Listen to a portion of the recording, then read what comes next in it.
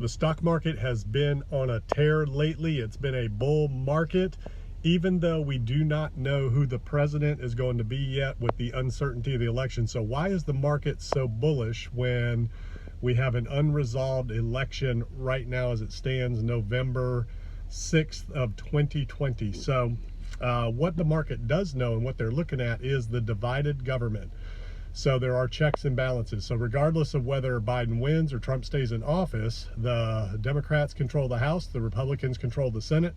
So what Wall Street knows is not a lot is going to change no matter who's in office. And at least some of the tax issues and things like that they were concerned about with a Biden blue wave is now off the table. So divided government is good. That's the whole purpose and point. That's why this is such a great nation, why our government has worked so well so long, and why we are the #1 nation in the world in terms of the economy, our GDP, things like that, and why the dollar is the world's reserve currency, because we do believe in the rule of law. We believe in checks and balances at all levels of government, from the White House all the way down. So that's what makes this country great, because we all have the right to our own opinions, our own voices. We have the right to have our voices heard, and we have a government that is built upon checks and balances so that it encourages questioning and healthy debate.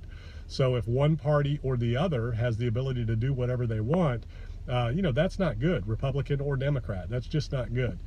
You want to have healthy debate, healthy discussion. You want to have opinions on both sides of the aisle, and you want to always take into consideration everybody's thought process, everybody's opinions, everybody's views, things like that. You always want to question, are we right? How are we right? Why are we right?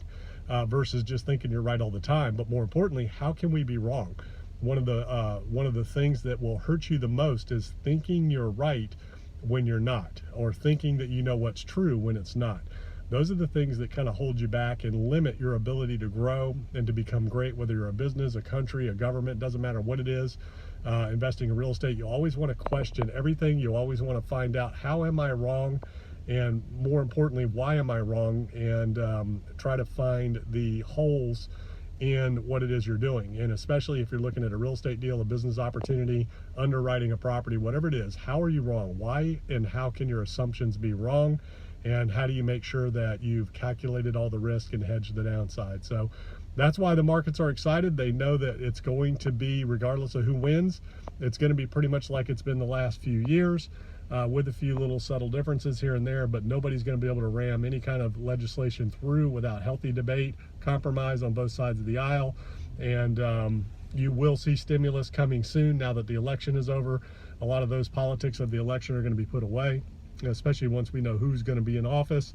They're going to be much more likely to be able to start cutting those stimulus deals and get the money out to the people and the businesses that need it the most. So stay in there, hang in there, and hopefully we'll have this thing resolved soon and we can all get back to business as usual.